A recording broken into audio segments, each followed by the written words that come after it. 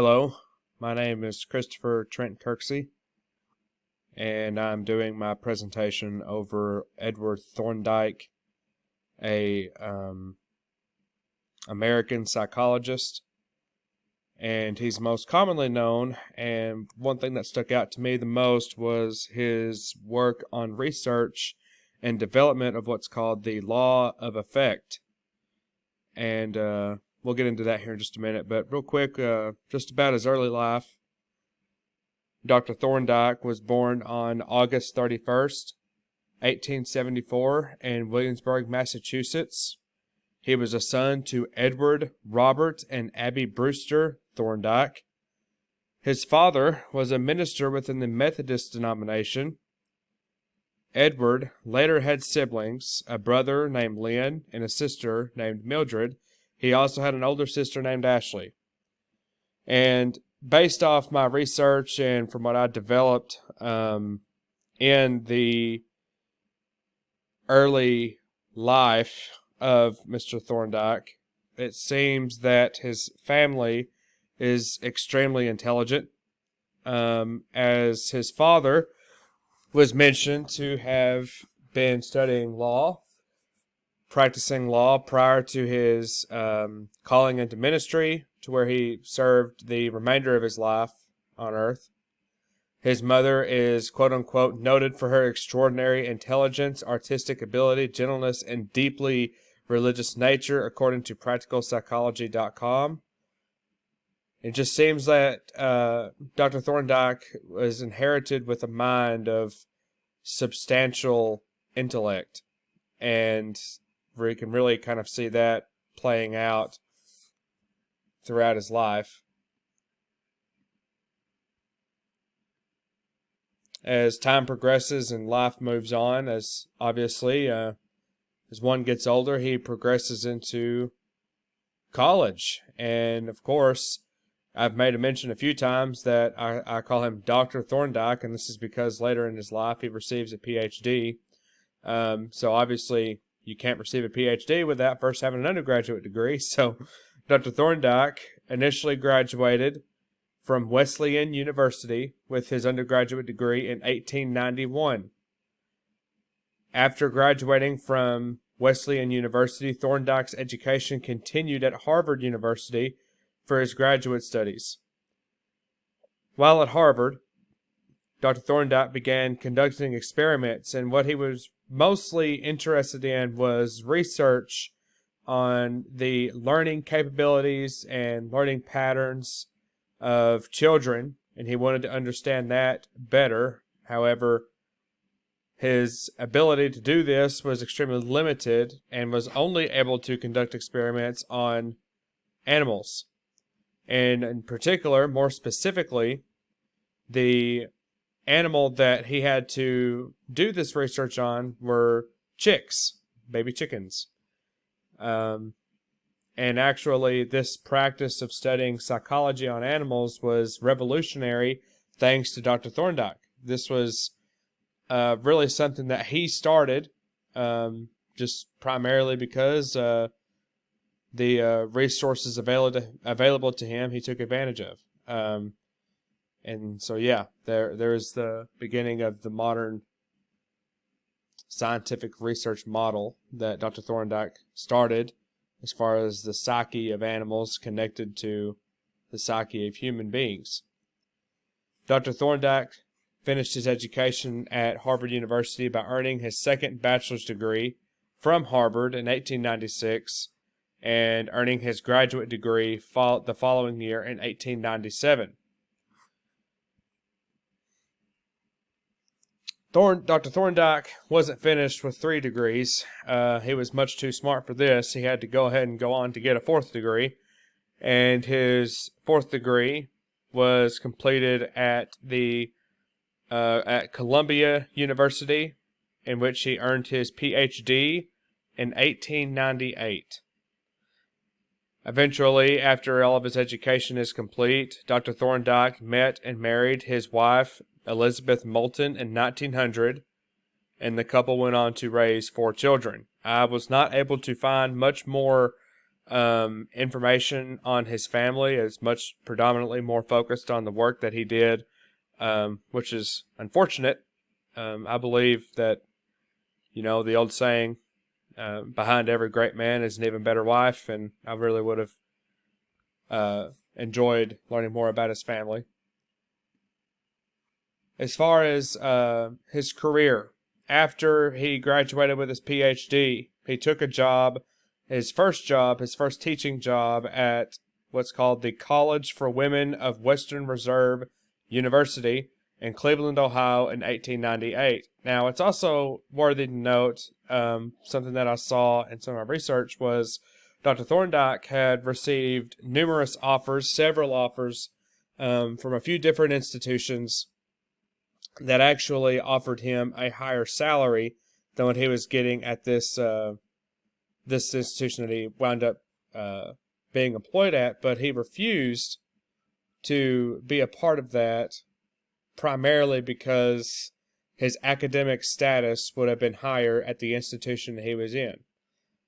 So it seems to me, I can infer from that Dr. Thorndike was not a man concerned with money.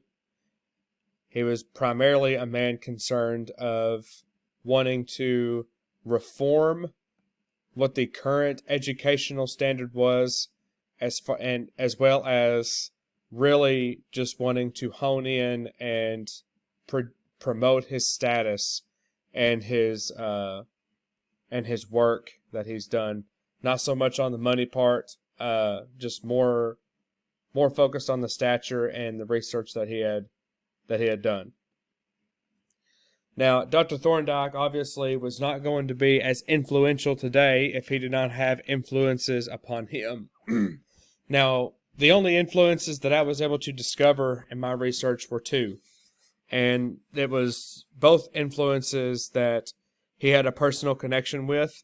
It wasn't like a time, or it wasn't like an influence that he had read a book for somebody that lived several hundred years before him that he was inspired by.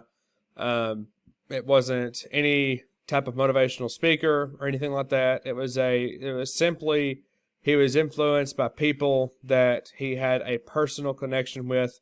Now, specifically the William James, Harvard professor, he did initially begin to be influenced into the world of psychology by reading one of his works, but Dr. Thorndike and Dr. James both connected together while Dr. Thorndike was studying at Harvard.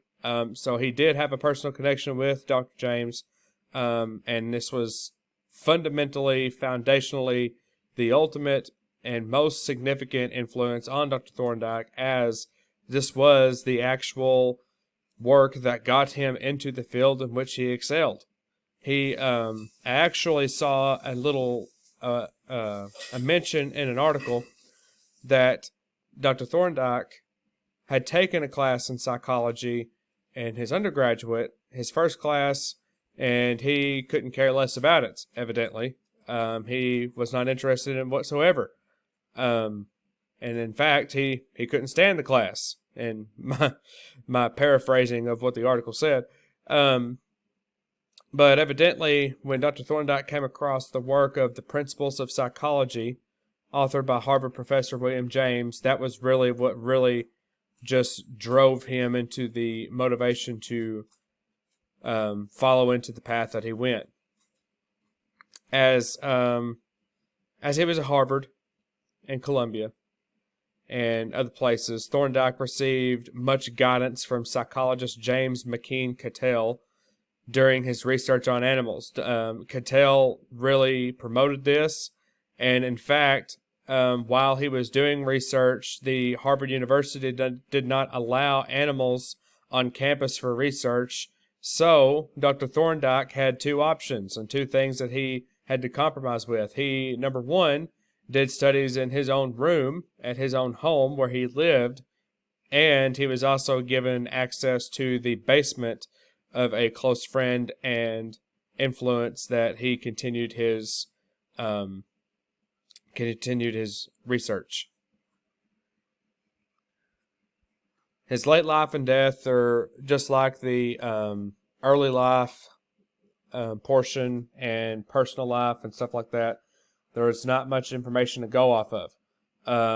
Simply, what all I was able to find was that Dr. Thorndike died on August 9th, 1949, at the age of 74. And I kind of put my own little bullet point here. Despite his earthly death, his legacy and work well, that was that's not meant to be the. His legacy and work has and will continue to live on for generations to come. This law of effect model is very impressive to me personally. So the influence on modern psychology and education, I kind of broke down into three tiers, three bullets, was that Dr. Thorndike's research directly opposed the 20th century view of mental discipline. And if you were like me and have never heard this before, you're still familiar with what the concept is. And what the concept basically is that mental or formal discipline in education has the idea where you have to go through different subjects, and your practice of different subjects will work out, quote unquote, your mind to strengthen your mind to make you smarter. Dr. Thorndike directly opposed this with his research, and he said the only way that he could see any correlation to this being true is if the different subjects had a relation to one another in a different areas. Pretty much it was meaningless to do this if they did not relate to one another. Secondly, Thorndike was a leading proponent in the modern style of standardized testing for educational measurement. He was a very, very pioneer in this area. And most famously, and my personal favorite, is the law of effect model. I remember when I was in high school, there were classes that I just could not stand to be in, and I have no retention of any information from those classes. But I also had classes that I did enjoy, and I do retain much more information from those classes because I enjoyed the teacher, I enjoyed the class, and I enjoyed the assignments because the teachers made it enjoyable. This was really what the law of effect really is that it calls for teachers and educators to make their classes enjoyable, because in his research he found that students retain much more information from environments, atmospheres, and classes that are enjoyable to them. So all in all, and here's my bibliography. I'm not sure if I'm supposed to go into that or not, but I did have 10 sources, all from reputable sources in my opinion. And so all in all, the law of effect is the most revolutionary idea, I believe, that more schools, more teachers, more educators need to adopt. So this is, once again, my name is Christopher Trent Kirksey, and this is my presentation of Dr. Edward Thorndike and his revolutionary ideal of law of effect. Thank you so much, and have a blessed day.